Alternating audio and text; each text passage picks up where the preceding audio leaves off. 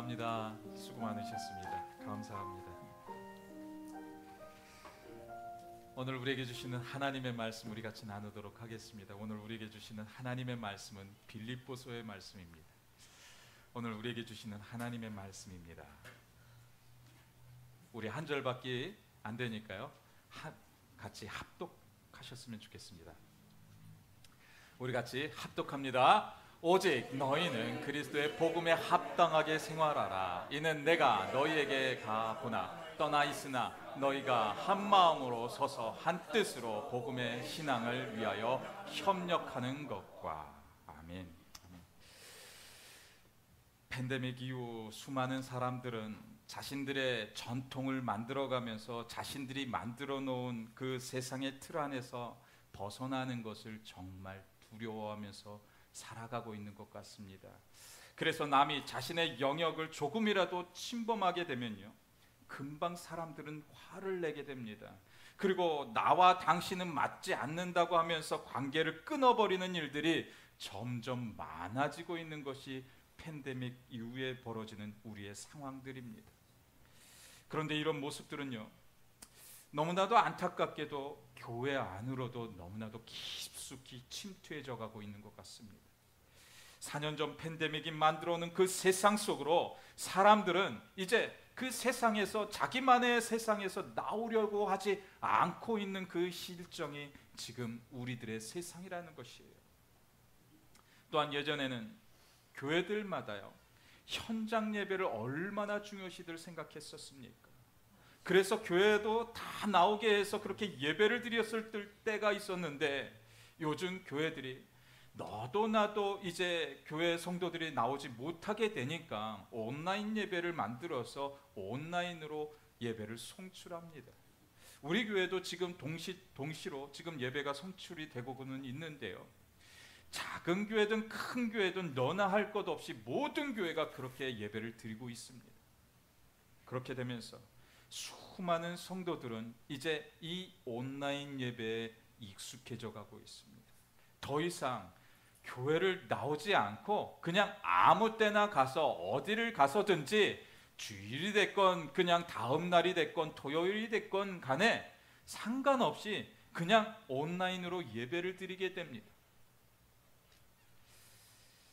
과연 이렇게 온라인으로 예배를 드리는 것이 맞는 것입니까? 주일이 되어서 현장 예배에 나오는 것이 그렇다면 합당한 것입니까? 한번 우리에게 좀 질문을 드려봤으면 좋겠어요. 우리는 어느 곳에 있든지 인터넷만 잘 터지면 자신이 있는 곳에서 온라인에 접속해서 예배를 드립니다. 그리고 온라인으로 예배 드리는 것이 하나님이 더 기뻐 받으신다고 이야기합니다.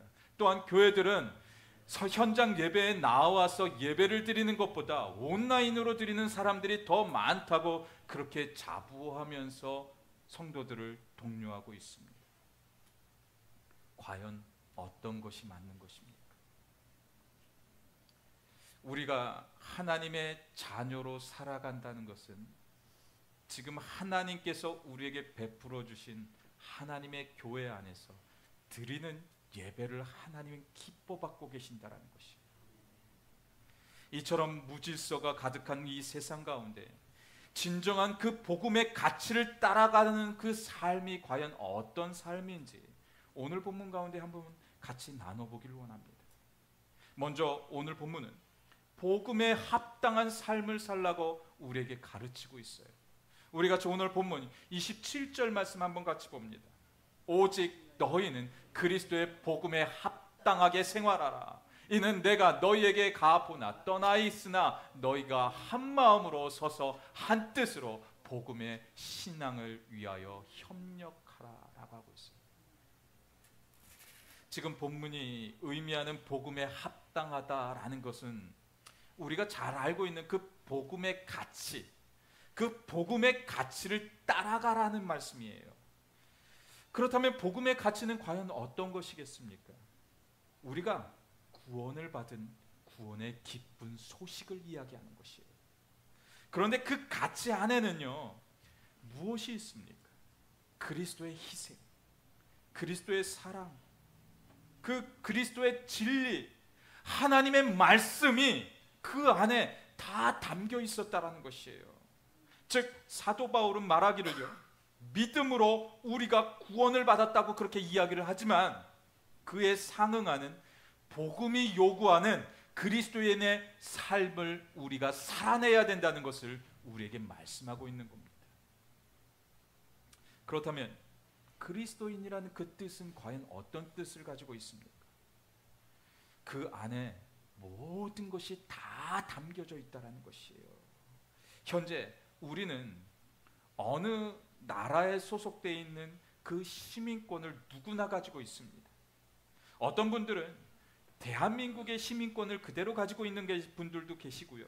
그리고 또 미국의 시민권을 받아서 미국의 시민권을 가지고 또 살아가는 분들도 계십니다. 그렇다면 이 시민권은 어떤 시민권입니까?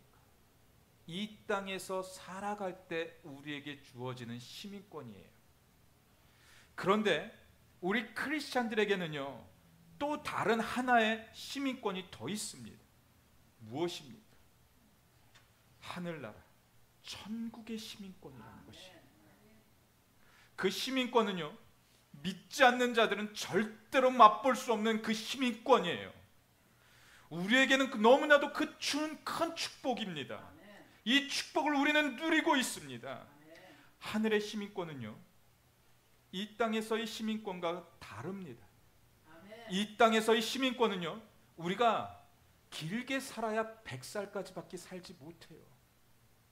뭐 80에서 100살? 100살 조금 넘어가시는 분들이 간혹가다 계십니다. 길어봤자 100년이에요. 그런데 천국에서의 시민권은 기한이 없어요. 이터널 라이프, 죽지 않는 영원한 생명, 그 생명이 하늘나라 시민권이 그 안에 있다라는 것이에요. 우리는 죽거나 그렇게 할 때 슬퍼할 이유가 왜 없는 거예요? 왜요? 하늘나라에서 예수 그리스도와 하나님과 그렇게 주님의 통치를 받으면서 주님과 함께하는 삶이 그 천국에서의 삶이기 때문에, 그런데 그 삶은 기한이 없다고 말씀하는 것이기 때문에 우리는 슬퍼할 이유가 전혀 없다라는 것입니다. 이 구원의 선물, 그 구원의 선물을 우리는 모두 같이 함께 누리게 되었다라는 것입니다. 이것은요, 세상 사람들이 절대 맛볼 수 없는 기쁨인 것입니다. 하나님께서 우리에게 거저 주신 생명의 은혜라는 것이에요. 영원히 죽을 수밖에 없는 우리들을 예수 그리스도의 십자가의 사랑으로 인해서 우리를 구원하셔서 우리가 얻게 된 것이 영원한 생명, 그 생명에 있는 그 천국에서의 삶이라고 말씀하고 계셨던 거예요. 그런데 우리는 이 땅 가운데 어떻게 살아내고 있습니까? 그냥 여전히 좌충우돌을 하면서 얼마나 우리가 힘겨운 삶을 살아내고 있습니까? 그런데 이 힘겨운 삶이 왜 그렇게 우리 안에 다가오는 줄 알고 계십니까? 그것은 내가 살아있기 때문이라는 것이에요. 내 안에서 지금도 살아서 역동하는 그 그리스도의 은혜가 우리 안에 임재해야 되는데 불구하고 내 안에 내가 너무나도 크기 때문에 예수가 내 안으로 들어오지 못하고 계신다라는 거예요. 내 안에 내가 너무나도 크기 때문에 그 예수가 나를 통하여서 일하지 못하고 계신다라는 것이에요. 우리는 매일의 삶 가운데 나를 죽이는 훈련을 해야 되는 것이에요. 내 안에 그 예수가 일할 수 있도록, 하나님, 내가 주님의 일꾼입니다, 내가 주님의 일을 하겠습니다 하면서 우리는 그렇게 나아가야 된다는 것이에요. 예수님은 우리를 너무나도 잘 알고 계신 분이십니다. 그리고 사람은요, 누구나 실수합니다. 이 세상 살아내면서 뭐 실수를 너는 많이 하고 나는 조금 하고, 너는 많이 하고 나는 조금 하는 것이 아니라 우리는 그냥 실수투성이인 사람들이에요. 그것을 그냥 조금만 인정하면 되는 것인데 우리가 그것을 인정하지 못해요. 그러니까 네 뜻은 나의 뜻과 맞지 않는다고 하면서 우리는 계속 반복할 수밖에 없다라는 것입니다. 내 안에 나를 죽이지 못하기 때문에 내 안에서 생동하고 역동하는 그 그리스도를 경험하지 못하고 있다고 말씀하고 있는 거예요. 또한 우리는 왜 이렇게 또 욕심이 많습니까? 예수님께서 우리에게 이런 이야기를 하고 있는 것을 또 볼 수가 있습니다. 마태복음 20장 20절과 21절 말씀을 우리 같이 보도록 하겠습니다. 그때 세베대의 아들의 어머니가 그 아들들을 데리고 예수께 와서 절하며 무엇을 구하니? 예수께서 이르시되 무엇을 원하느냐 이르되 나의 이 두 아들을 주의 나라에서 하나는 주의 우편에 하나는 주의 좌편에 앉게 명하소서. 지금 이 말씀을 보면요, 주의 나라에서 하나는 주의 우편에 하나는 주의 좌편에 앉게 해달라고 하고 있어요. 이 주의 나라가요, 하나님의 하늘나라라고 이야기하고 있는 것이 아니에요. 이 주의 나라는 이 땅에서 예수 그리스도가 그 건축하게 될, 우리를 다스리게 될 그 예수의 나라, 우리가 그 예수를 왕으로 삼겠사오니 내 아들은 내 우편에 예수의 좌편에 앉게 해달라는 그 청탁을 드리고 있었던 겁니다. 과연 이 말씀을 듣고 계셨던 그 예수의 그 말씀이, 그 마음이 과연 어떠셨을까요? 예수님의 그 마음은 아마도 찢어졌을 것이에요. 얼마나 애통하고 계셨을까요? 네가 나의 생각을 알지 못하고 있구나. 왜 아직도 너는 그렇게 하고 있니? 하면서 그들을 아마도 마음으로 꾸짖고 있었을 거예요.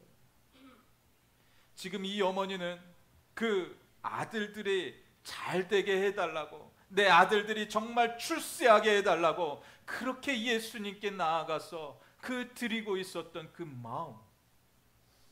하지만 그 어머니는 그 예수의 마음을 모르고 있었다는 것이에요. 그렇다면 지금 우리에게 들려지는 그 하나님의 말씀, 그 예수의 마음, 그 말씀이 과연 어떤 말씀입니까?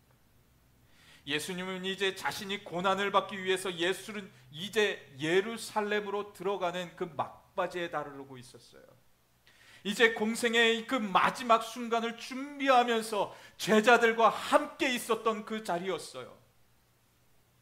그리고 이제 제자들과 작별해야 되는 그 순간에 있었습니다.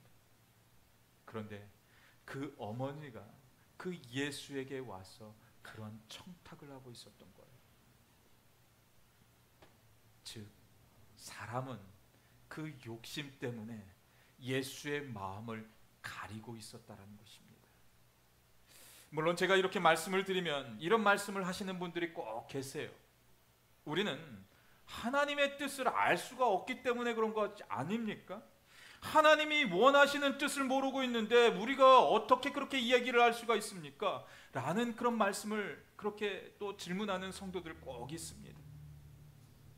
그렇다면 예수님은 우리를 향하여서 무슨 말씀을 우리에게 주고 계실 거라고 생각이 되어지십니까? 마가복음 9장 29절 말씀을 우리 같이 보도록 하겠습니다. 크게 읽겠습니다. 이르시되 기도 외에 다른 것으로는 이런 종류가 나아갈 수 없느니라. 아멘. 이 말씀은요, 제가 하는 말씀이 아니에요. 이 말씀은요, 예수님께서 능력 없는 그 제자들을 향하여서 선포하는 말씀이었다는 것이에요. 기도는요, 크리스찬의 사명입니다. 제자들이 기도하지 않았기 때문에 저들이 아무런 능력도 행할 수 없었다라는 것이에요. 기도하지 않는 사람이 무슨 일을 할 수 있다는 자신감만 가지고서 우리가 그 일을 행하게 되면 그 일 때문에 나는 언젠가는 무너질 수도 있습니다. 하지만 우리가 무슨 일을 행하기 이전에 먼저 하나님께 나아가서 기도하면서 하나님 도와주세요. 하나님 도와주세요. 내 힘으로 할 수 없는 일입니다. 하나님 나 좀 도와주세요 하면서 우리가 주님께 간절히 애달프게 그렇게 매달리게 된다면 주님이 과연 어떻게 하시겠습니까? 주님이 나를 통하여 일하게 된다는 것이에요. 제자들이 기도하지 않았기 때문에 이루어졌던 일들이라는 것이에요. 제자들이 기도하지 않았기 때문에 어떤 능력도 예수 그리스도의 복음의 능력을 통하여서 일어나지 않았다라는 것이에요. 마태복음 26장 40절을 보면 이렇게 말씀하고 있습니다. 제자들에게 오사 그 자는 것을 보시고 베드로에게 말씀하시되 내가 나와 함께 한 시간도 이렇게 깨어 있을 수 없더냐라고 하고 있어요. 이 한 시간만이라도 지금 이 말씀 가운데 한 시간이라도 이렇게 깨어 있을 수 없느냐는 그 말씀은요, 네가 나와 함께 한 시간도 기도하는 일에 동참할 수 없느냐는 그 책찍의 말씀이었던 거예요. 이것은 예수님의 질책이었던 거예요. 왜 너네들은 자꾸 누우려고 하니?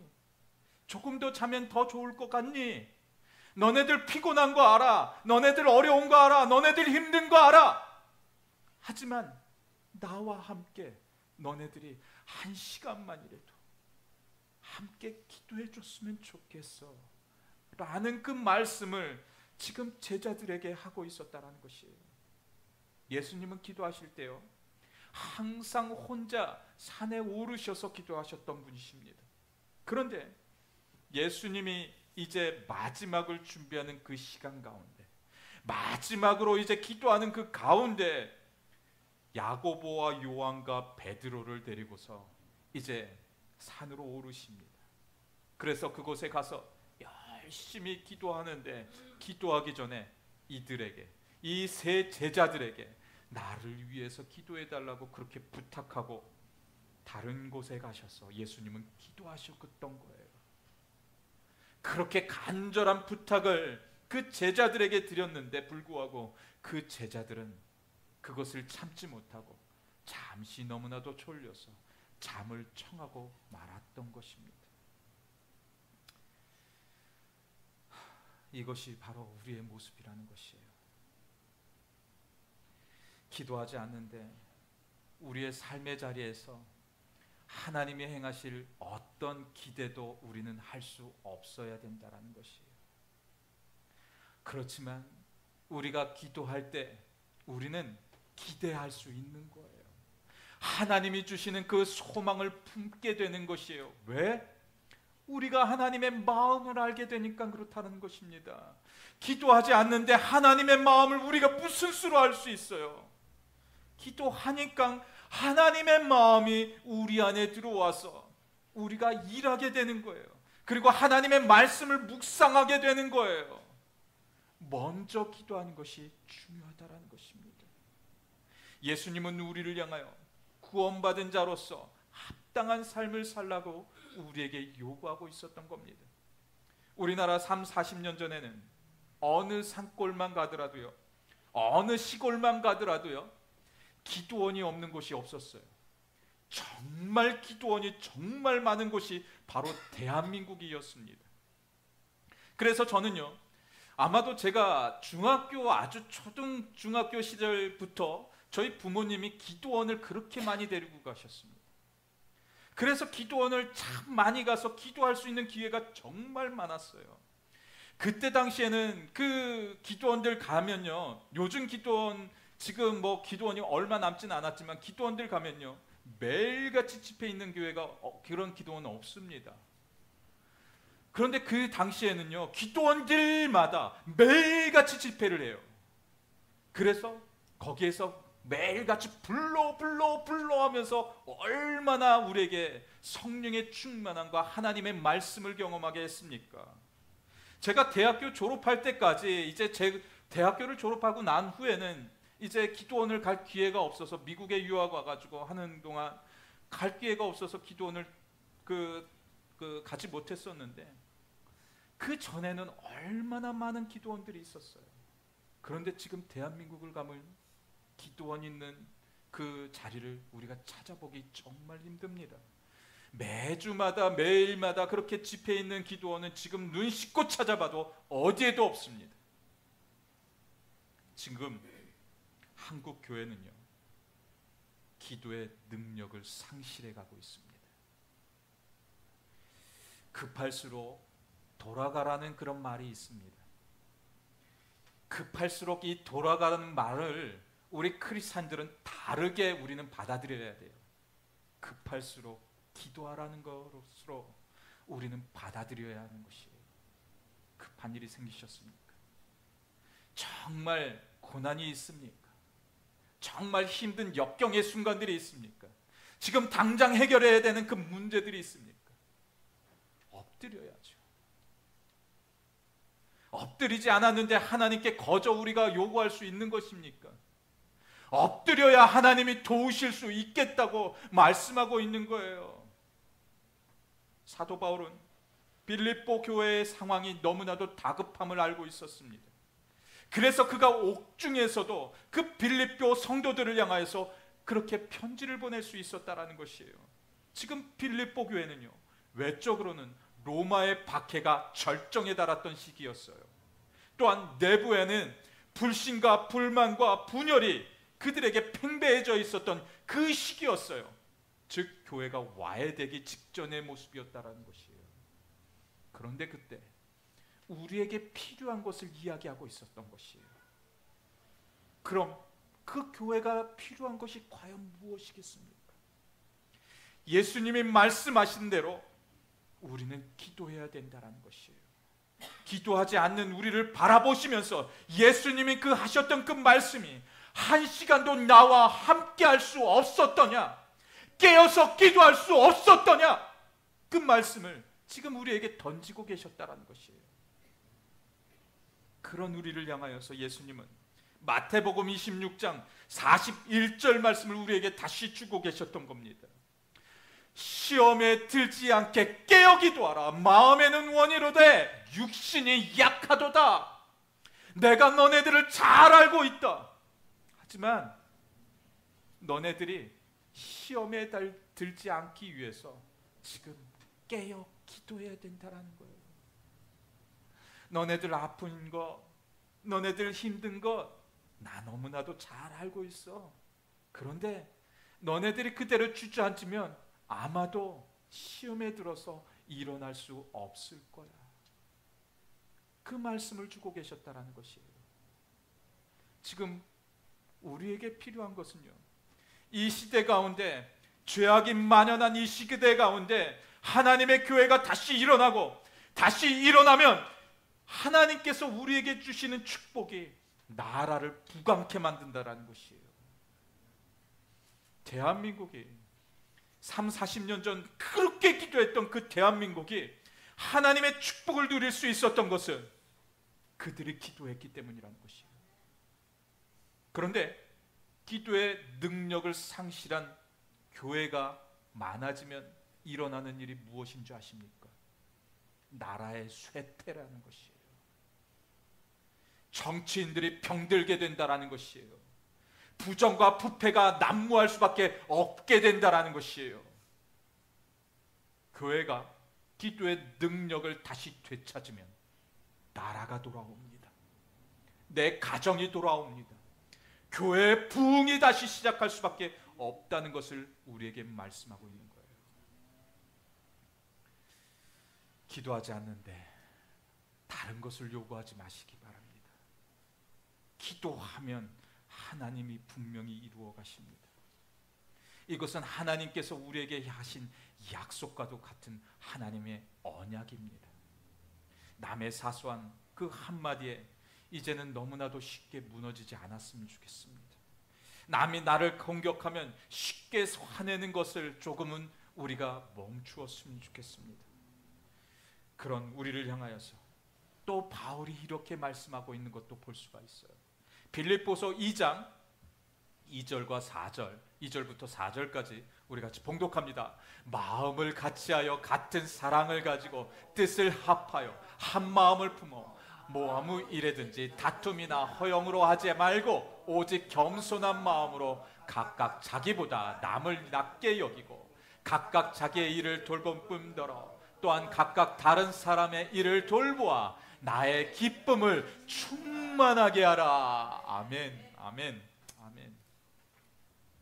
우리는 하나님께서 맺어주신 영가족들이에요.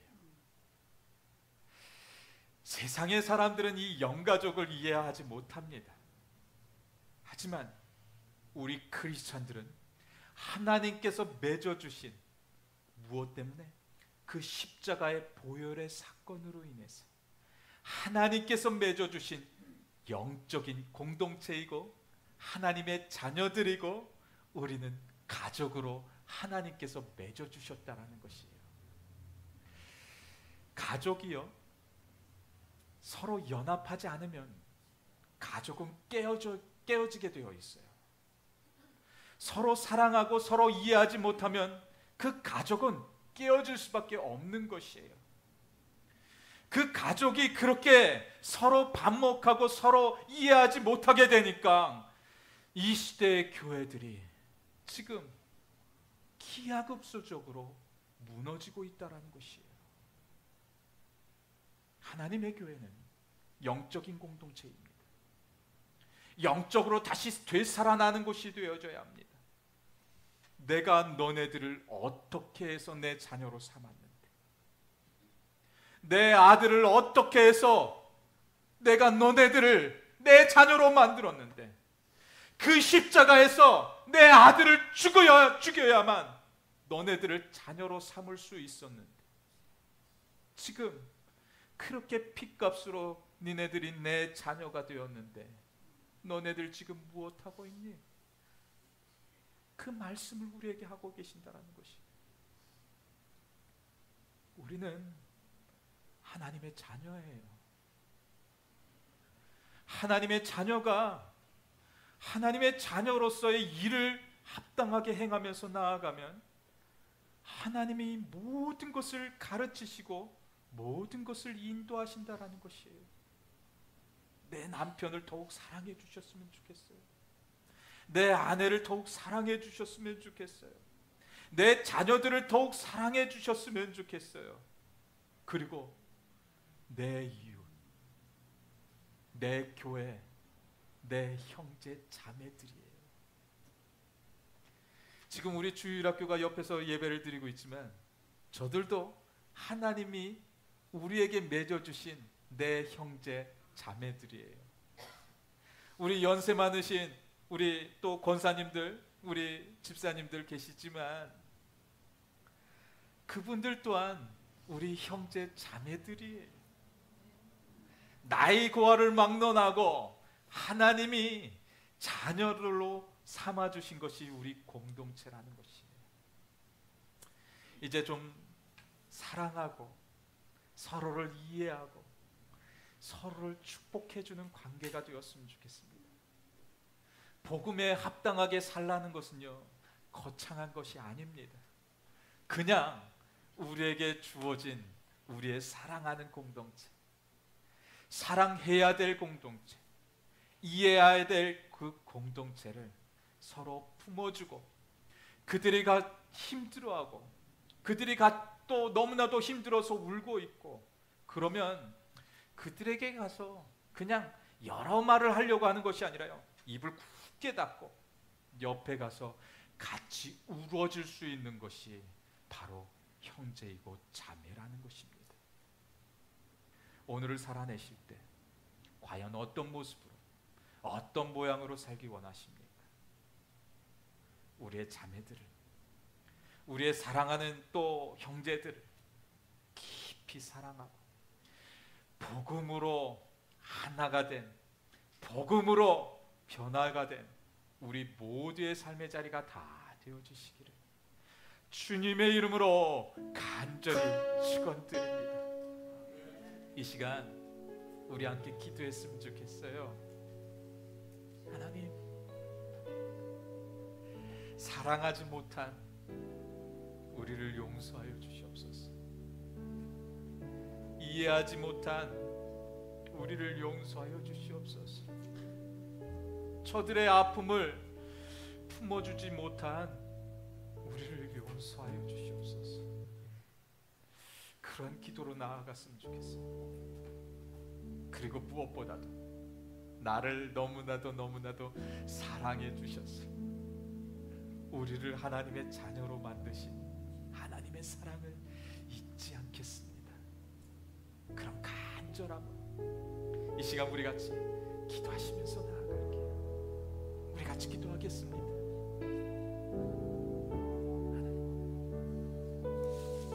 하나님의 사랑,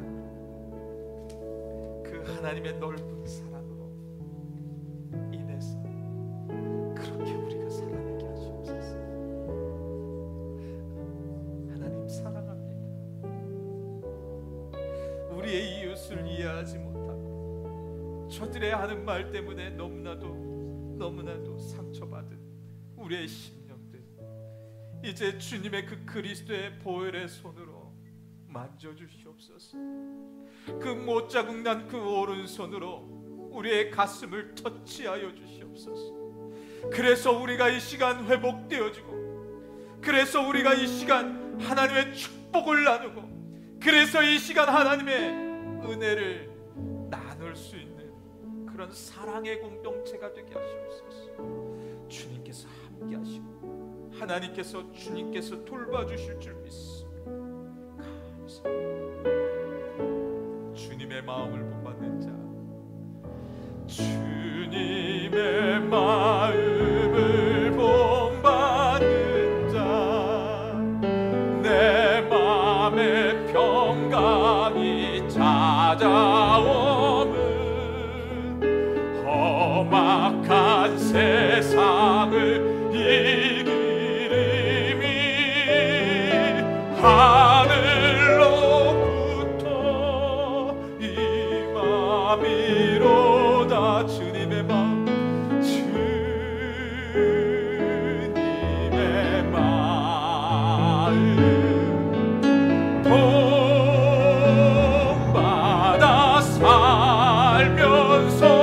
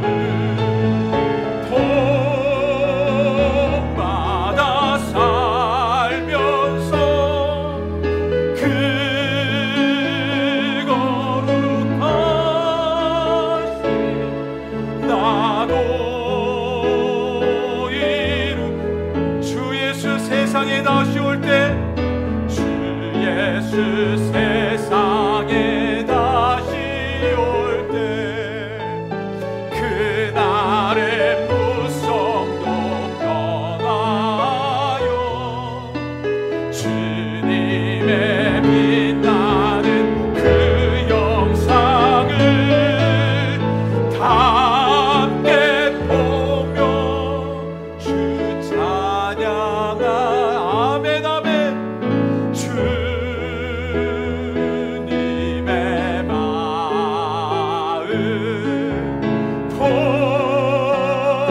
본받아 살면서 그 거룩하신 나도 이루리. 아멘. 할렐루야. 하나님, 그렇습니다. 오늘과 내일을 살아낼 때 주님의 마음을 본받아 살아낼 수 있게 더욱 깨어서 주님 함께 기도하면서 주님의 나라를 확 확장할 수 있는 우리 모두가 되게 하여 주시옵소서. 주님의 마음이 내 안에 들어올 수 있도록 내가 먼저 주님과 함께 동행하는 삶을 그렇게 살아낼 수 있도록 하나님 힘주시고 지혜 허락하여 주시옵소서. 능력 허락하여 주시옵소서.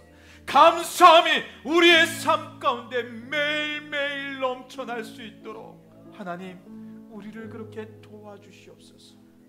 이제는 우리 주 예수 그리스도의 은혜와 하나님의 크신 사랑하심과 성령님의 충만하심이 오늘 말씀을 통해 다시 복음의 자리로 부르시는 하나님의 음성에 순종하게 하여 주시고 우리에게 주어진 복음에 합당한 자녀로서 살기를 또한 결단하는 주님의 모든 가정들의 머리와 또한 하나님의 세우신 교회 위에 영원토록 함께하여 주시기를 주 예수 그리스도의 이름으로 간절히 축원하옵나이다. 아멘.